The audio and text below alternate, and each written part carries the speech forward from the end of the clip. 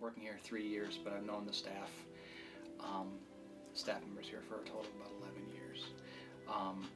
Because I was sort of like the guy that owned Remington Razors. You know, he owns the company, but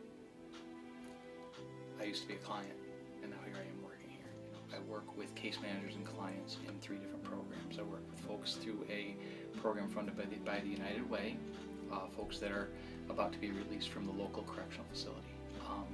We help them transition out from corrections to home and help them have a stable transition, hopefully into employment and some level of stability that can keep them from recidivating. The other program where I work with a case manager directly is funded by the Division of Probation and Correctional Alternatives, and that program is geared toward folks that have a felony conviction in New York State and a history of substance abuse.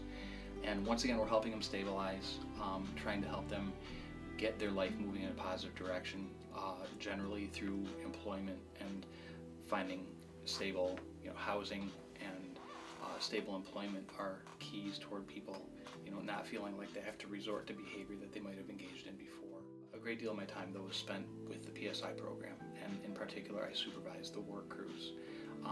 Right now, we have 64 people spread across 3 work crews with the PSI program. What we do through the PSI program is we work with folks on transitional work crews to help them learn to work within a system that a typical employer would have. They work 6 hours a day, 4 days a week. They have to be on time for work. They have to come back from lunch on time. They have certain tasks that they're expected to do during the day, and to work under the supervision of a supervisor that sometimes gives them constructive criticism that they may not feel super comfortable hearing. However, nothing we do is outside what you would find in the realm of any normal workplace, and that's the goal.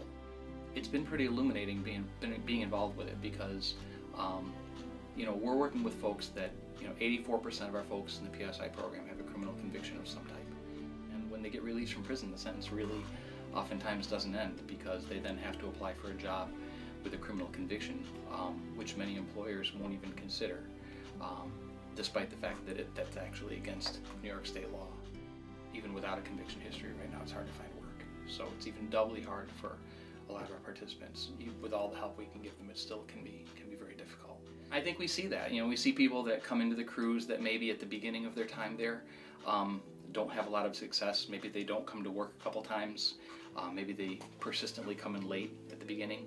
But our job, and I view my job, directing the supervisors that work with them, is to nudge them in the direction, nudge them onto the path so that when they come off the crews, they're ready to go into a workplace that has so far not been really accepting or really willing to give them a chance, so that when they do get the chance, they're ready to make the most of it.